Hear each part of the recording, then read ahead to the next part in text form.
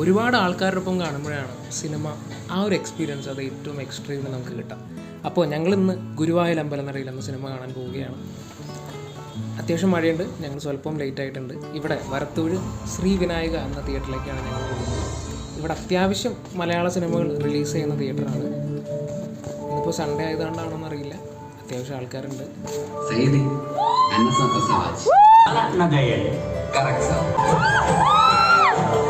നമസ്കാരം. ഞാൻ ഇന്നലെയാണ് ഗുരുവായൂർ അമ്പലനടയിൽ എന്ന സിനിമ കണ്ടത്. എനിക്ക് തോന്നുന്നു ഒറ്റ വാക്കിൽ പറഞ്ഞാൽ ഒരു വട്ടം കാണാവുന്ന അത്യാവശ്യം എൻ്റർടൈനിങ് ആയിട്ടുള്ളൊരു ഫാമിലി ഫൺ സിനിമയായിട്ടാണ് തോന്നിയത്. ഈ സിനിമയുടെ ടീസറും ട്രെയിലറും ഇറങ്ങിയപ്പോൾ ഞാൻ ആദ്യം നോട്ടീസ് ചെയ്തത്, അല്ലെങ്കിൽ ഞാൻ വിചാരിച്ചത്, ബേസിക്കലി പൃഥ്വിരാജിനെ കൊണ്ട് ഈ ഒരു കോമഡി വർക്കൗട്ട് ആവാൻ സാധ്യതയില്ല എന്നാണ് ഞാൻ വിചാരിച്ചത്. പക്ഷേ നേരെ ഓപ്പോസിറ്റ് ആയിരുന്നു പുള്ളി. കാരണം ഈ സിനിമ മുഴുവൻ കൊണ്ടുപോയത് നമ്മളൊരു ഷോ സ്റ്റീലർ എന്നൊക്കെ പറയില്ലേ, അതുപോലെ മുഴുവൻ കൊണ്ടുപോയത് പൃഥ്വിരാജ് അവതരിപ്പിച്ച ആനന്ദേട്ടൻ എന്ന കഥാപാത്രമായിരുന്നു. ഈ പൃഥ്വിരാജിൻ്റെയും ബേസിലിൻ്റെയും കോമ്പിനേഷൻ സീൻസ് അത് അത്യാവശ്യം നല്ല രീതിയിൽ തിയേറ്ററിൽ വർക്കൗട്ടായിരുന്നു. എന്നെ സംബന്ധിച്ച് എനിക്ക് ഫസ്റ്റ് ഹാഫാണ് കുറച്ചും കൂടി ഇഷ്ടപ്പെട്ടത്. സെക്കൻഡ് ഹാഫ് എനിക്ക് എന്തോ അത്യാവശ്യം വർക്കായില്ല. സെക്കൻഡ് ഹാഫിലെ ഭൂരിഭാഗം കോമഡികളും ഒരു പക്ഷേ വർക്കായിട്ടില്ല എന്ന് വേണമെങ്കിൽ പറയാം, ചിലത് ഒഴിച്ചു നിർത്തുക. ഫസ്റ്റ് ഹാഫ് എനിക്ക് നന്നായിട്ട് ഇഷ്ടപ്പെട്ടു, ഗംഭീരമായിരുന്നു. എനിക്ക് തോന്നുന്നു ഇവരൊരു 90s സ്റ്റൈൽ പ്രിയദർശൻ, ശ്രീനിവാസൻ കൂട്ടുകെട്ടുകളിലെ അതുപോലത്തെ ഒരു സിനിമയാണ് പ്ലാൻ ചെയ്തത്, എക്സിക്യൂഷന് ശ്രമിച്ചത്. പക്ഷേ നമുക്കൊരു പ്രശ്നമുള്ളത്, പണ്ട് നമുക്ക് ഉണ്ടായിരുന്ന പോലെയുള്ള വളരെ എക്സ്ട്രീംലി സ്ട്രോങ് ആയിട്ടുള്ളൊരു സപ്പോർട്ടിങ് ആർട്ടിസ്റ്റ് സിനിമയിൽ മിസ്സായത് അത്രയും സ്ട്രോങ് ആയിട്ടുള്ളൊരു സപ്പോർട്ടിങ് ആർട്ടിസ്റ്റുള്ളൊരു ടീമാണ്. ഈ സിനിമയിൽ എനിക്ക് തോന്നുന്നു ഒരുപാട് പുതുമുഖങ്ങൾക്ക് അവസരം കൊടുത്തിട്ടുണ്ട്. റീൽസിൽ ചെയ്യുന്നതും യൂട്യൂബിൽ ഇടുന്നതുമായിട്ടുള്ള ഒരുപാട് ആൾക്കാർ ഈ സിനിമയിൽ വന്നിട്ടുണ്ട്. പക്ഷേ അത് എത്രമാത്രം ഈ സിനിമേനെ കോമഡി വർക്കൗട്ട് ആക്കിയിട്ടുണ്ടോ എന്ന് ചോദിച്ചു കഴിഞ്ഞാൽ വർക്കൗട്ട് ആയിട്ടില്ല എന്ന് എനിക്ക് തോന്നിയത്. അതിൽ ജോമോൻ എന്ന് പറഞ്ഞ ആ ഒരു നടനുണ്ടായിരുന്നല്ലോ, ഞാൻ പുള്ളിയുടെ കുറച്ച് റീൽസൊക്കെ കണ്ടിട്ടുണ്ടായിരുന്നു.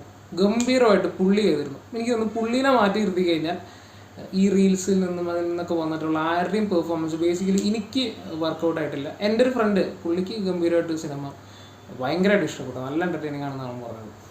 പക്ഷേ എനിക്കത് പേഴ്സണലി വർക്കായിട്ടില്ല. അതിൽ എസ്പെഷ്യലി ഒരു ക്യാമറമാൻ്റെ ഒക്കെ കുറച്ച് സീനുകളൊക്കെ ഉണ്ടല്ലോ, എനിക്കത് അത്യാവശ്യം ഇറിറ്റേറ്റിംഗ് ആയിരുന്നു, ഒട്ടും വർക്കാവില്ല.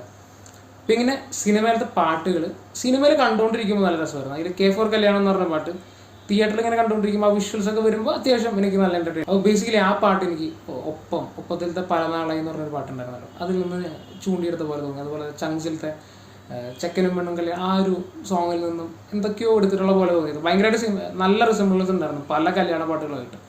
ബാക്കി മ്യൂസിക് ആസ് എ ഹോൾ എനിക്ക് ആവറേജ് ആയിട്ട് തോന്നിയത്. പിന്നെ സിനിമാറ്റോഗ്രഫിയും അതെല്ലാം ആ ഒരു കഥ ഡിമാൻഡ് ചെയ്യുന്ന രീതിയിൽ അത്യാവശ്യം നന്നായിട്ട് വർക്കൗട്ട് ആയിരുന്നു. എനിക്ക് സിനിമയെ താങ്ങി നിർത്തുന്നത് പൃഥ്വിരാജ് ആൻഡ് ബേസിൽ ജോസഫ്, ഇവരുടെ രണ്ടുപേരുടെയും പെർഫോമൻസ് ആണ്. ബാക്കി ജഗദീഷ്, അനശ്വര രാജൻ, നിഖില വിമൽ, ഇവരെല്ലാവരുടെയും സീനുകൾ എനിക്ക് അത്യാവശ്യം ഇഷ്ടപ്പെട്ടു, നന്നായിരുന്നു. ഈ സിനിമ ഇറങ്ങിക്കഴിഞ്ഞപ്പോൾ ഏറ്റവും അധികം ഹൈലൈറ്റ് ചെയ്ത് പറഞ്ഞത്, ഞാൻ ട്വിറ്ററിൽ കണ്ടത്, അഴുകിയ ലൈല എന്ന സോങ്ങിൻ്റെ പ്ലേസ്മെൻ്റ് ആയിരുന്നു.